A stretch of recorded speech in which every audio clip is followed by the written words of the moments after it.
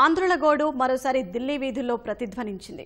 ఆంధ్రప్రదేశ్కు ప్రత్యేక హోదా ఇవ్వాలని, విభజన హామీలు అమలు చేసి న్యాయం చేయాలని కోరుతూ తెలుగుదేశం ఎంపీలు ప్రధాని నివాస ముట్టడికి యత్నించారు. వీరిని అడ్డుకున్న పోలీసులు బలవంతంగా ఈడ్చుకెళ్లి తరలించారు. ప్రజాస్వామ్యంలో ఇదొక బ్లాక్ డే అని ఎంపీలు అభివర్ణించారు. కేంద్రం మెడలు వంచి రాష్ట్రానికి రావాల్సిన హక్కులను సాధించుకుంటామని ప్రకటించారు.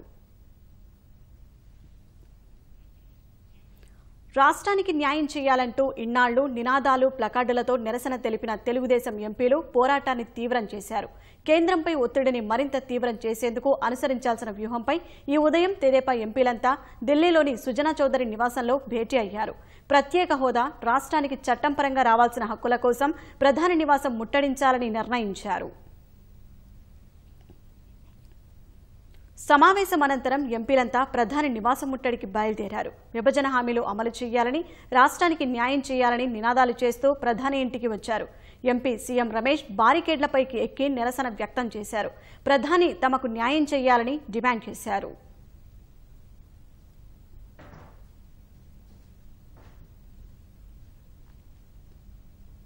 ప్రధానమంత్రి గారి దగ్గరికి వెళ్లి ఆంధ్రప్రదేశ్ జరిగిన అన్యాయాలు, తెలుగు రాష్ట్రానికి జరిగిన అన్యాయాన్ని అడ్డకట్ట వేయండి, మీరు మళ్లీ న్యాయం చేయండి, మీరు చెప్పిన వాగ్దానాలు నెరవేర్చండి, ఆ ఉద్దేశంతో మేము ఇక్కడ ముందుకు బయలుదేరాం.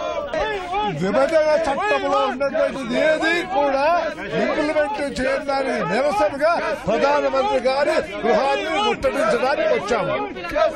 ఆ ఇచ్చినటువంటి హామీలు ఏవి కూడా ఈ 4 సంవత్సరాల్లో నెరవేర్చలేదు.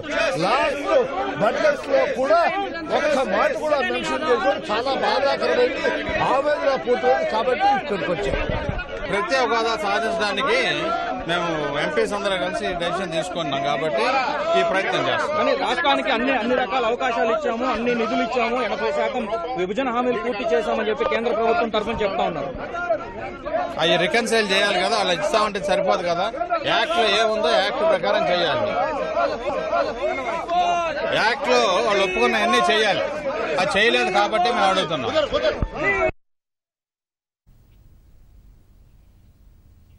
ప్రధాని నివాసం ముట్టడికి వచ్చిన ఎంపీలను భద్రతా సిబ్బంది అడ్డుకున్నారు. ఆందోళనకు దిగిన ఎంపీలను అదుపులోకి తీసుకునేందుకు పోలీసులు, భద్రతా సిబ్బంది ప్రయత్నించారు. ఈ క్రమంలో పోలీసులు, ఎంపీల మధ్య తోపులాట జరిగింది.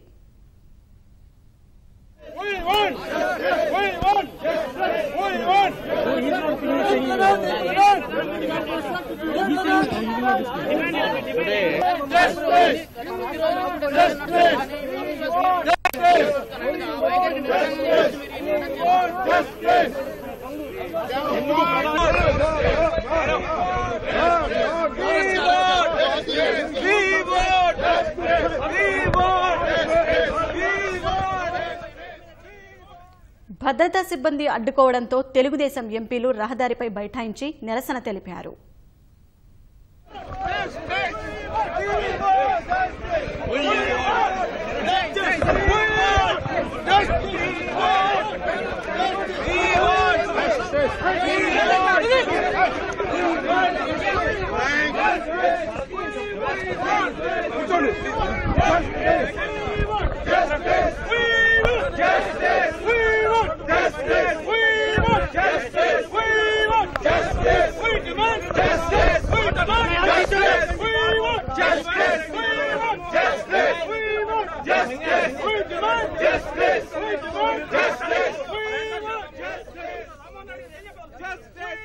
జస్టిస్, ఆంధ్రాకి జరిగిన అన్యాయానికి, ఆంధ్రాకి ఇచ్చిన హోదానికి హామీలన్నీ నెరవేర్చాలని ప్రధానమంత్రి వచ్చాం.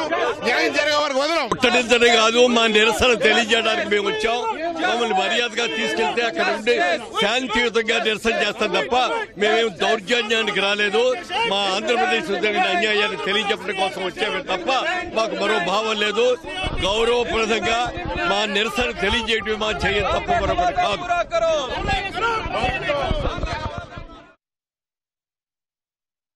ప్రధానమంత్రి గారి దగ్గరకు వచ్చి మేము నిరసన తెలియపరుస్తుంటే పోలీసు వాళ్ళు ఆపి మా ప్రత్యేక హోదా మేము కాపాడుకోవాలి, మా రాష్ట్ర ప్రజలు మేము కాపాడుకోవాలి కానీ దీనికి మూలంగా ప్రతి ఒక్కరు చెల్లుతారు. బీజేపీ పార్టీ తప్పనిసరిగా మేము చేస్తాం.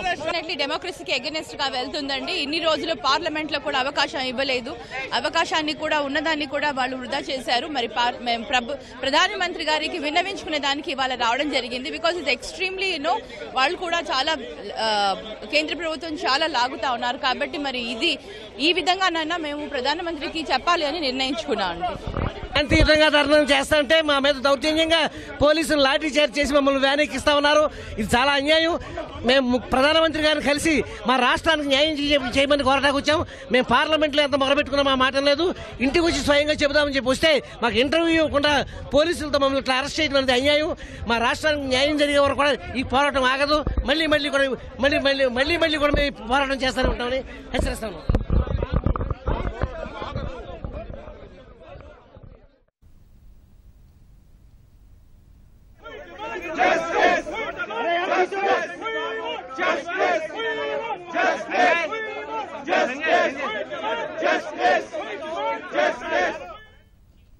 రహదారిపై బైఠాయించిన ఎంపీలను పోలీసులు బలవంతంగా ఈడ్చుకెళ్లారు. ఎంపీల పట్ల పోలీసులు దురుసుగా ప్రవర్తించారు. పోలీసుల చర్య కారణంగా సుజనా చౌదరికి స్వల్ప గాయమైంది.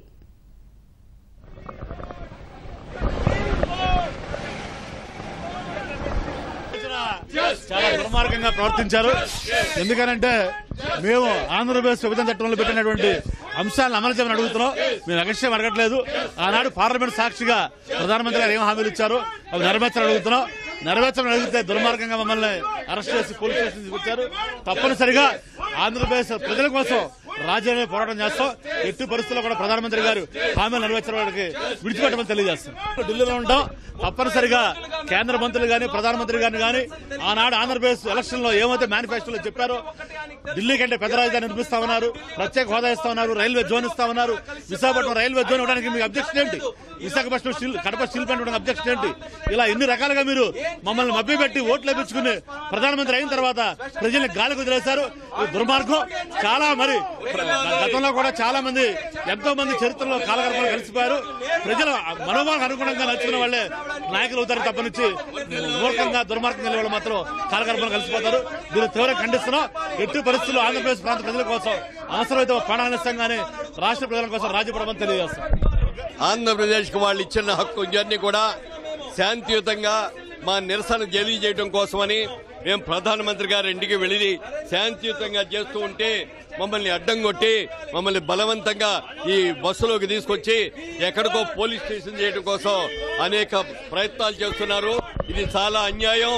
మా నాయకుడు చంద్రబాబు నాయుడు గారికి ఎంతో ఇదిగా కృషి చేసే పగలో రాత్రి అనుకుంటా ఎంతో కృషి చేస్తుంటే ఇలాంటి పరిస్థితుల్లో మా ఆందోళన మేము ఇలా చేస్తుంటే మమ్మల్ని నిరసన చేద్దామని వెళితే మమ్మల్ని ఇలా అన్యాయం చేయడం మాత్రం తప్పు.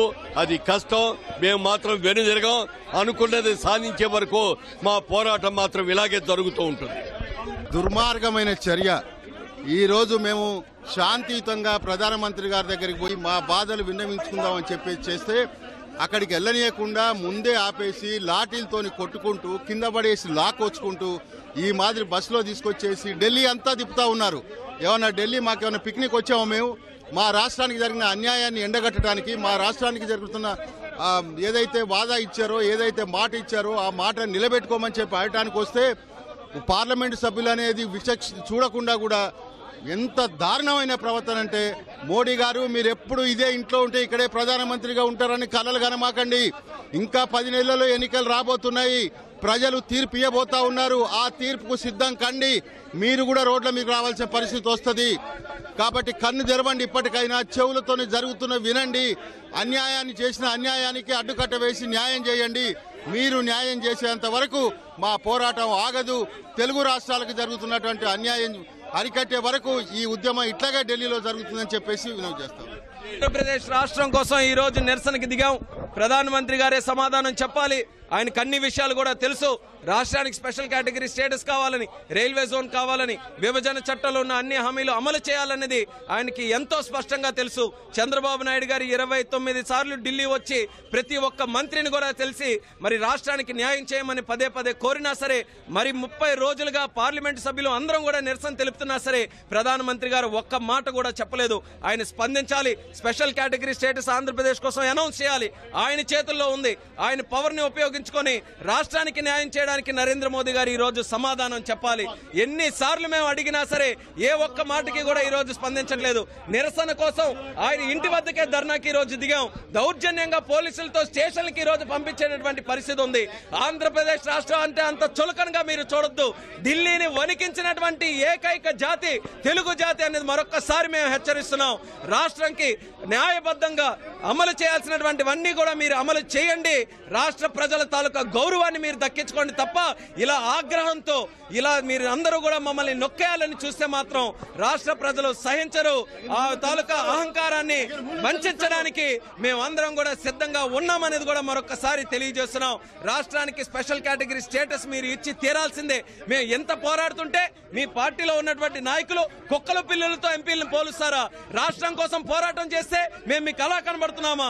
ఇంకొకసారి అవమానించేటటువంటి మాటలు ఆంధ్రప్రదేశ్ రాష్ట్రం వైపు మీరు వల్లిస్తే మీకందరికీ కూడా తగినటువంటి బుద్ధి మా ఆంధ్రప్రదేశ్ రాష్ట్ర ప్రజలే చెప్తారనేది కూడా మరొకసారి తెలియజేస్తున్నాం. We want justice. We want continuous గా ఎస్కలేట్ చేస్తా ఉన్నాం. పార్లమెంట్ లో ఎంత ఎస్కలేట్ చేసినా మన డిస్కషన్ రావడం లేదు.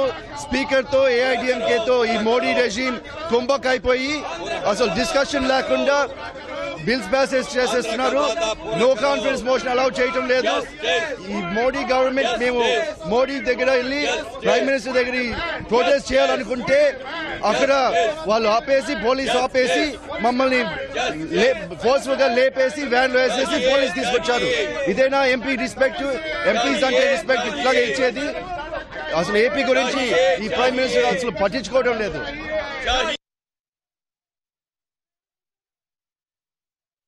నిరంకుశ పాలన నశించాలి. దేశవ్యాప్తంగా కూడా మోడీ మీద విశ్వాసం పోయింది. అవిశ్వాస తీర్మానం ప్రవేశపెట్టాం. ఆంధ్రప్రదేశ్ రీఆర్గనైజేషన్ యాక్ట్ లో చట్టంలో ప్రవేశించిన అంశాలని కూడా ఈరోజు తీర్చాలని చెప్పి కోరుతా ఉన్నాం. అట్లాగే స్పెషల్ కేటగిరీ స్టేటస్ ఆంధ్రాకి ఇవ్వాలని చెప్పి డిమాండ్ చేస్తా ఉన్నాం. ఈ రోజు మోడీ గారి దగ్గరికి రిప్రజెంటేషన్ వెళ్ళినటువంటి ఎంపీలందరినీ కూడా చాలా నిరంకుశంగా చాలా అన్డెమోక్రాటిక్ గా మరి పోలీసులను పెట్టి జైల్లో వాళ్ళ లాక్కొచ్చి ఇవాళ పోలీస్ స్టేషన్ లో పడేసినటువంటి పరిస్థితి మనకు కనపడతా ఉంది. ఇది మనం బ్రిటిష్ పాలనలో కూడా ఇటువంటి పరిపాలన మనం చూడలేదు.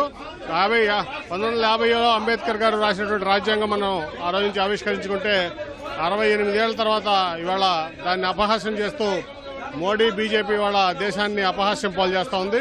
ఇదంతా కూడా నశించాలి. మాకు ఏపీకి రావాల్సినటువంటి న్యాయపరమైనటువంటి అన్ని హక్కులు ఇచ్చే వరకు కూడా ఈ పోరాటం కొనసాగుతుంది, నిరసన కొనసాగుతుంది.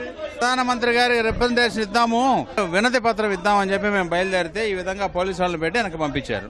ఇది ప్రజాస్వామ్యంలో ఇది ఇంకో బ్లాక్ సండే. అక్కడ పార్లమెంట్లోనేమో అవిశ్వాస తీర్మానాన్ని అడ్మిట్ చేయరు, బయటకు వచ్చి ప్రధానమంత్రి గారితో మాట్లాడదామంటే పర్మిట్ చేయరు. ఇదేమి ప్రజాస్వామ్యం అర్థం కావట్లేదు. చూడాలి ఇప్పుడు మొత్తం ప్రజలందరూ కూడా తిరుక్కుంటారు. ఒక రకమైన నిరసన వాళ్ళు చెప్పినట్టల్లా మేము నడుచుకోవాలా?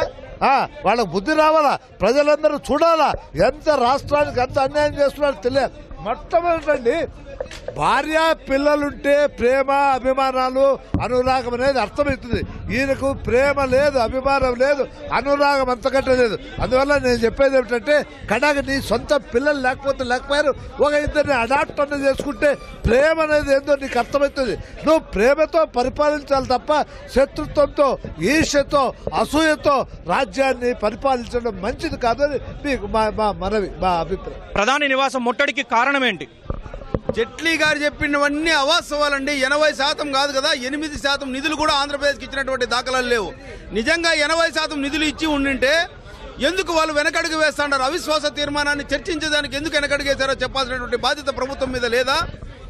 ఈరోజు మోడీ గారైనా మాకు అదే రాజీనామా చేసినప్పుడు నాతో ఎందుకు మీరు డిస్కస్ చేయలేదని చెప్పి ఒకటి అడిగాడు మోడీ గారు. మరి రాజీనామా చేసిన తర్వాత ఇన్ని పరిస్థితులు ఈ రోజు మన ఎదురుగా కనబడుతుండేటువంటి సందర్భాల్లో మోడీ గారు తర్వాత అయినా ఆహ్వానించారా? తర్వాత అయినా చర్చించారా? ఎందుకు మీరు ఇంత గగ్గోలు పెడతా ఉన్నారనేటువంటి పరిస్థితి ఏమైనా కల్పించారా? చంద్రబాబు నాయుడు గారు 2 రోజులు వచ్చి ఢిల్లీకి వచ్చి అనేకమైనటువంటి డిమాండ్లు చేస్తే దానికి సమాధానం చెప్పాల్సినటువంటి బాధ్యత మోడీ గారి మీద లేదా? ఎందుకు మోడీ గారు వెనకంజ చేస్తున్నారు? అందుకోసమే మోడీ గారి దగ్గరికి వెళ్ళి మా రాష్ట్రానికి అన్యాయం జరిగింది, ఎందుకు మీరు న్యాయం చేయలేకపోతున్నారు, విభజన చట్టాన్ని ఎందుకు అమలు చేయలేకపోతున్నారు అనేటువంటి విషయాల మీద ఆయన నిలదీద్దామనేటువంటి ప్రయత్నం మేము చేస్తే ఆయన లోపలికి అలౌ ఎంపీలను అలౌ చేయకపోగా ఈరోజు తీసుకొచ్చి పోలీసుల ద్వారా దౌర్జన్యంగా జైల్లో పెట్టే పరిస్థితిని కల్పించారే తప్ప ప్రజాస్వామ్యాన్ని కాపాడుదామని విభజన చట్టాన్ని అమలు చేద్దామనేటువంటి పరిస్థితి మాత్రం ఈ ప్రభుత్వం తీసుకోవడం లేదు. మా ఈ పోరాటం ఈ రోజుతోనే కాదు, నిరవధికంగా ఈ విభజన చట్టాన్ని అమలు చేసేంత వరకు మా పోరాటం కొనసాగుతూనే ఉంటుంది. మీరు చేసేటువంటి పోరాటంలో కానీ మీరు చేసే ఆందోళనలో కానీ చిత్తశుద్ధి లేదు అనేది ప్రధానంగా ఇక్కడ ఉన్నటువంటి బీజేపీ కానీ రాష్ట్రంలో ఉన్నటువంటి విపక్ష పార్టీలు కానీ ఆరోపిస్తా ఉన్నాయి. రాష్ట్రంలో ఉండేటువంటి విపక్ష పార్టీలన్నీ కూడా చంద్రబాబు నాయుడు మీద రాయేసేటువంటి పరిస్థితి ఉందే తప్ప విభజన చట్టాన్ని అమలు చేయనటువంటి బీజేపీ ప్రభుత్వం మీద రాలేసే పరిస్థితుల్లో లేదు. మోడీ గారిని ఎవరు కూడా విమర్శించడం లేదు. ఎంతసేపు చంద్రబాబు నాయుడు గారిని విమర్శిస్తారు. ఎవరండి చట్టాన్ని అమలు చేయాల్సింది? కేంద్ర ప్రభుత్వం కాదా? మోడీ గారు కాదా? అటువంటి పరిస్థితుల్లో అందరూ కలిసి మోడీ గారిని నిలదీయాల్సినటువంటి సందర్భాల్లో బేస్ చేసుకోవాల్సినటువంటి అవసరం ఉండేటువంటి సందర్భాల్లో ఈ రోజు మరి ఎందుకు చంద్రబాబు నాయుడు గారి మీద అంటే రాజకీయాలు దగ్గర పడతా ఉన్నాయి, ఎన్నికలు దగ్గరకు వస్తూ ఉన్నాయి, సంవత్సర కాలం ఉంది, అందరూ మేము హైలైట్ కావాలనేటువంటి పరిస్థితి కల్పిస్తున్నారు తప్ప రాష్ట్రానికి న్యాయం చేద్దామనేటువంటి ఆలోచన ఎవరికి విపక్షాలకు ఎవరికీ లేదు. చంద్రబాబు నాయుడు గారు 28 సార్లు వచ్చారు, మళ్ళీ మన్నా వచ్చాడు. మరి విభజన చట్టం అమలు కాలేదు, మీరు చెప్పేటువంటి అవాస్తవాలని చెప్పి అన్ని మరి మీడియా ప్రజెంటేషన్ ద్వారా అందరికీ తెలియజెప్పాడు. అటువంటి సందర్భంలోనైనా ప్రభుత్వం ఆహ్వానించి చర్చించాల్సినటువంటిది పోయి జైల్లో పెట్టే పరిస్థితి మాత్రం కరెక్ట్ కాదు. ఇప్పటికైనా బుద్ధి తెచ్చుకొని సిగ్గు తెచ్చుకొని మమ్మల్ని పిలిపించి ఎక్కడ అమలు కాలేదనేటువంటి విషయాలన్నీ చర్చించి అమలు చేయాల్సినటువంటి బాధ్యత ఉంది. ఒకవేళ మీరు ఆ విధంగా అమలు చేయలేకపోతే మా ఈ పోరాటము మా ప్రొడక్షన్ అనేక మార్గాల్లో తెలియజేస్తాం.